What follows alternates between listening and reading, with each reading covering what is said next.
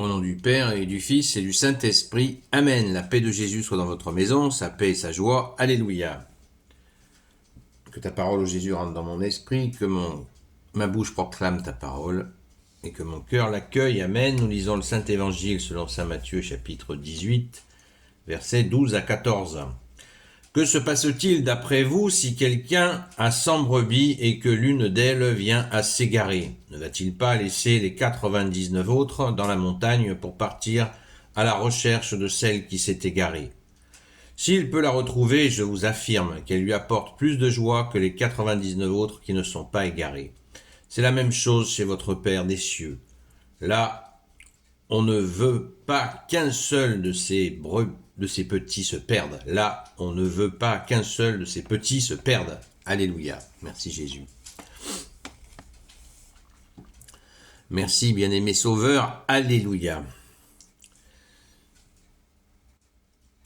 Là, Jésus nous parle des brebis. Une autre fois, Jésus nous parle de la... Je vais y arriver. Du figuier. À un autre endroit, Jésus nous parle des champs, des cultures.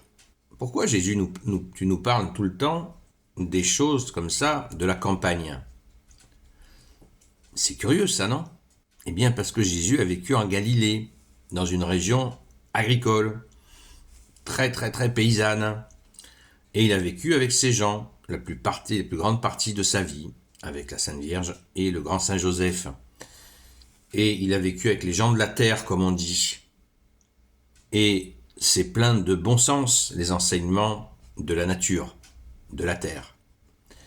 Les gens qui vivent entre ciel et terre, qui dépendent, leur subsistance dépend de leur travail des champs, leurs travaux des champs. Et c'est merveilleux, et c'était la région la plus pauvre, parce qu'il y avait une occupation romaine terrible, et ils venaient voler les récoltes.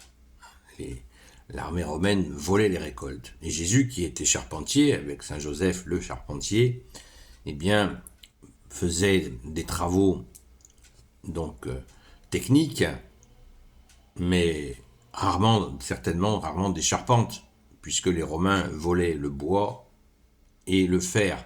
Il leur en restait un tout petit peu pour faire certainement, pour aider les gens. Surtout, on peut faire confiance à Jésus et à Saint Joseph pour cela. Alléluia. Donc là, pourquoi Jésus nous parle de brebis? Là, on parle bien sûr, c'est une image, comme on dit avec un mot plus inconnu, qui est donc on dit une image pour le comprendre simplement, mais on dit une métaphore. Une métaphore, la brebis, c'est nous. La brebis, c'est nous les pécheurs. C'est nous qui faisons des bêtises, des erreurs. Et quand nous nous trompons de chemin, eh bien nous nous égarons, nous nous éloignons de toi, bien-aimé Jésus.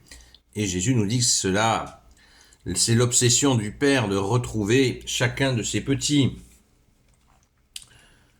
Là, au ciel, c'est la même chose chez votre Père des cieux, verset 14. Là, on ne veut pas qu'un seul de ces petits se perde. Voilà, c'est nous, ces fameux petits, ces pécheurs, qui nous égarons. Merci Jésus de tout entreprendre pour nous rattraper, nous ramener à ton Père. C'est la mission de Jésus, seul sauveur. Jésus veut dire Dieu sauve, c'est cela.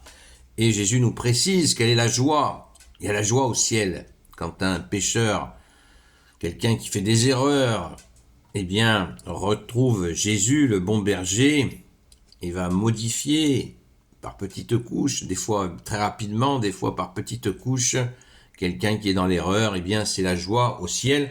Il y a plus de joie au ciel quand un pécheur revient que quand 99 sages sont en train de prier le bon Dieu. Vous vous rendez compte?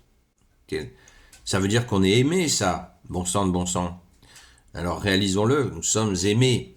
Ouais, je vaux rien. Jamais il faut parler comme ça. Jamais il faut se parler comme ça de soi-même. Jamais. Ne faisons pas ça. Parce que nous offensons le Père, le Fils et le Saint-Esprit en agissant ainsi, puisque nous venons de l'écouter, nous sommes aimés, profondément aimés. C'est pas un amour de surface. Puisque nous avons été créés à l'image de Dieu, Père, Fils et Saint-Esprit, qui est une image de liberté, une figure de liberté, d'amour, de justice, de miséricorde.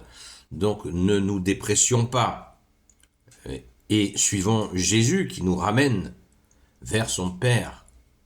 Quelle joie, on est gâté quand même. Donc n'écoutons pas, le mal lui va faire l'inverse, ah, tu vaux rien, t'es une merde. Non, non, non, jamais, faut pas écouter le mauvais. Laissons-le à l'extérieur, il n'a pas la capacité de venir à l'intérieur de nous, il y a le siège de Jésus et de son Père. Jésus a dit, si vous faites ce que je vous dis, et vous mettez en pratique ma parole, mon Père et moi viendrons faire notre demeure en vous. C'est-à-dire que si le Père et le Fils sont en nous, avec l'Esprit Saint, le malin, il peut même pas y pointer son nez, donc il nous infeste, il nous fait des suggestions. Allez, viens essayer ça, tu vas t'amuser. Puis après, c'est une catastrophe. Donc, ça veut pas dire qu'on peut pas s'amuser, mais on s'amuse pas avec le diable. Amen. Merci Jésus d'être le roi de gloire, le Dieu de nos vies, celui qui vient dans le monde pour nous chercher, pour nous ramener. Grande joie dans le ciel quand nous convertissons. Convertir, ça veut dire se tourner à 180 degrés, pas à 360, parce que sinon on tourne en rond. Donc, 180 degrés pour aller vers toi, Jésus, nous te suivons, Jésus. Jésus est le chemin, la vérité et la vie. Alléluia. Donc, faisons confiance à Jésus. Répétons cette phrase, Jésus, j'ai confiance en toi. Si le malin nous fait une suggestion, on peut le dire dans son cœur ou à haute voix, ou les deux. Jésus, j'ai confiance en toi. Jésus, j'ai confiance en toi. Jésus, j'ai confiance en toi. Alléluia, merci Jésus. Donc, soyons certains que nous sommes aimés et ne nous dépressions pas. C'est très important. Loué sois-tu Jésus, parce que sinon il y a un mouvement inverse qui se fait. C'est-à-dire que Jésus nous relève, et si nous effondrons, non. Suivons le mouvement de Jésus qui nous relève, qui nous redresse. Merci Jésus, alléluia. Gloire soit au Père et au Fils et au Saint-Esprit, maintenant et toujours et pour l'éternité. Amen. Ô Jésus, toi qui peux tout et qui portes tout, toi le Sauveur, toi l'Emmanuel, je te confie toutes celles et ceux qui regarderont cette vidéo, ainsi que leurs proches, selon ta seule volonté, ô Jésus. Sainte Marie, Reine des cieux, toi l'Immaculée Conception, toi qui écrases le serpent, toi qui as la lune sous tes pas, toi notre Mère, Notre-Dame, le serpent qui justement fait des suggestions mauvaises. Merci à notre Mère de nous aider à ne pas l'écouter. Saint Joseph, qu'on dit aussi la terreur des démons. Saint Joseph, toi le juste et le Saint Joseph qui est la terreur des démons. Grand Saint Joseph, toi qui es le juste, le saint, le sage, toi la terreur des démons, toi le saint gardien de la Sainte Église catholique apostolique. Sainte Marie-Madeleine, notre chère sainte patronne, que Jésus a délivrée de tout justement, de toutes ces influences. Merci Jésus. Et vous tous les saints et saintes amis de Jésus, Saint Michel Archange, Saint Gabriel Archange, Saint Raphaël Archange, et vous tous les anges qui servez Jésus, je vous confie toutes celles et ceux qui regarderont cette vidéo, ainsi que leurs proches, selon ta seule volonté, ô Jésus. D'ailleurs, le terme, les saints, qu'est-ce que veut dire la sainteté, les saints? C'est qui les saints et les saintes? Saint, ça veut dire mis à part, voilà, mis à l'écart de choses mauvaises, de ce monde qui est plein de choses mauvaises.